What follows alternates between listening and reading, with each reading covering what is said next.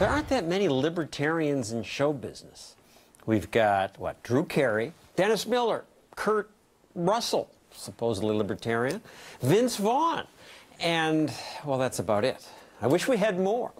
So I was glad to learn about Doug Stanhope. I didn't know about him before I researched him, but one newspaper calls him one of the top 5 comedy acts in the world, and they put him ahead of left-leaning comedians like Janine Garofalo. So, Doug, good for you. What makes you a libertarian? I had no idea I was one. I just talked enough till people started telling me, yeah, you have a lot of libertarian viewpoints, and I had no idea what that was. So I looked it up. All right, but most people are not. Most people want a lot of government telling them what to do. So what I think most people are, if you break it down for them, but like me, they probably have no idea what it means. And it does have liberal in the title, so I'm not that.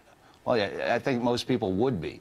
And I think liberal used to mean you just wanted to be left alone, to tolerate whatever. I think they've changed the meaning of a lot of those terms. So today's liberals stole the word from me. I want it back. I think most of the things that affect my life and screw up my day are liberal, in the new meaning of liberal.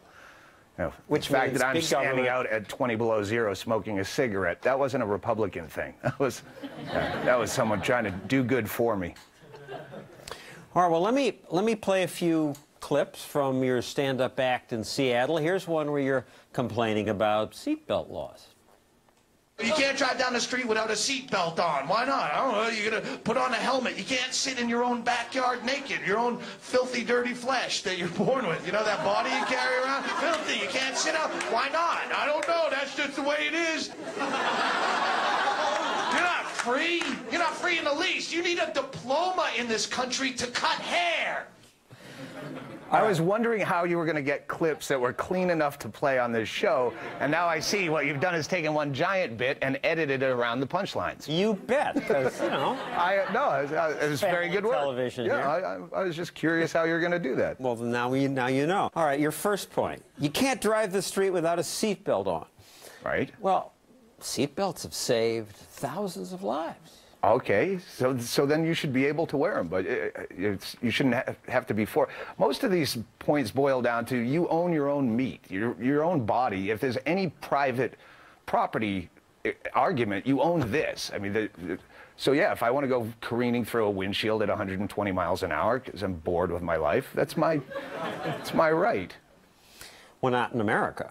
Right, exactly, not in America. Some you talk about, you got to put on a helmet, but in some states, they've even backtracked from that. You don't have to wear a helmet, and you can crack open like an egg, and it's your hit. Yeah.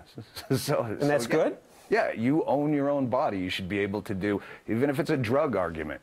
You want to do that, you do whatever you like to it. You tattoo it or pierce it or throw cheese sandwiches down the top hatch till you're so fat that you have to pay for 2 seats on Southwest Airlines. It's your meat. Let's play another clip from that same act. They say if you give a man a fish, he'll eat for a day. But if you teach a man to fish, then he's got to get a fishing license, but he doesn't have any money. You couldn't even cook the fish because you needed a permit for an open flame. And then the health department is going to start asking you a lot of questions about where are you going to dump the scales and the guts. This is not a sanitary environment. All right, well, the audience likes these arguments. Don't we need fishing licenses? Like, what would your argument for fishing licenses be? Somebody might go in and dynamite the lake and blow up, take all the fish out, then nobody else gets to eat fish. Are you seriously saying that could be a problem? But there is overfishing. I would think environmental rules is one place where government does have a role, because the market doesn't really work well. My smoke goes to your lungs. My pollution goes to your drinking water. And yeah, I'm sure there are. But if you're going to pick apart every part of the bit that's a little technically flawed, yes, I am. You're not going to have comedy. Drugs should be legal. All drugs, Everything. Marijuana, crack, everything. Certainly. You said, I want to buy hallucinogenic mushrooms at Walmart starting tomorrow. Right. I would. Should children be prevented? Well, that's where you have a gray area. Yeah, I mean, we live in a country now where a guy can come back from Iraq without legs and not be able to have a beer legally, and that's a problem. You're 18 years old for everything else. King Tut ruled the world when he was 11, and now you're coming back from Iraq without legs and can't have a cocktail. So when you say, should children be able to use drugs, I used drugs as a child, and I thrived. Let's go back to that, another clip of your act, this one on gay marriage. If you want to get married, it should be like joining a fraternity where you want to get married, you go to your church or your Chuck E. Cheese and they do a crazy rain dance around you and then some incantation and paffoom, you're a married person. If marriage didn't exist, would you invent it? Would you ever look at the person that you're with? To say, I'm making a commitment, we're going to have a family together, I'm going to be with you to the end. You'd say, baby, this stuff, this love we have together is so powerful. We need to get the government involved with this stuff, baby. We can't just do this by ourselves. We need federal oversight and regulations on this. Your point is the Chuck E. Cheese certificate should be enough. I'm saying the government should have nothing to do with that. It cheapens an affair. Once you have that contract attached, that's when things come into play. Like, yeah, he's doing it just for the money. Or she's just with him because he's rich. So yeah, that's just a commitment you should make. It should have nothing to do with government. Let's go on to something more serious. Pause for edit. Ladies and gentlemen, if you get sick of it all at the end of the day, not even legal to kill yourself in this country. Yeah, this one always struck me as really odd, though they don't prosecute people who kill themselves. But they do prosecute people who help others. Right.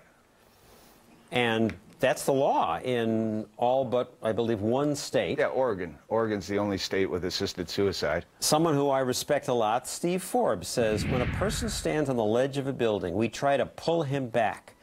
Legalizing assisted suicide would say, jump. And if you hesitate, maybe society will push you.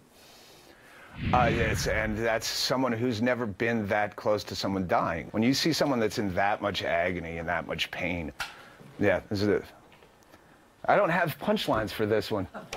This just makes me angry. That's a tough one, though. I agree with you. But I think it's your life. If you own your own body, you ought to get to decide when to end it and when to get help on that. But thank you, Doug Stanhope. I closed on it. It's such a bummer. That's television. Doug, thank you. What if libertarians were in charge? I don't know if he should be the one. But I'm told there would be anarchy. Planes would crash. Poor people would starve. But is that really true?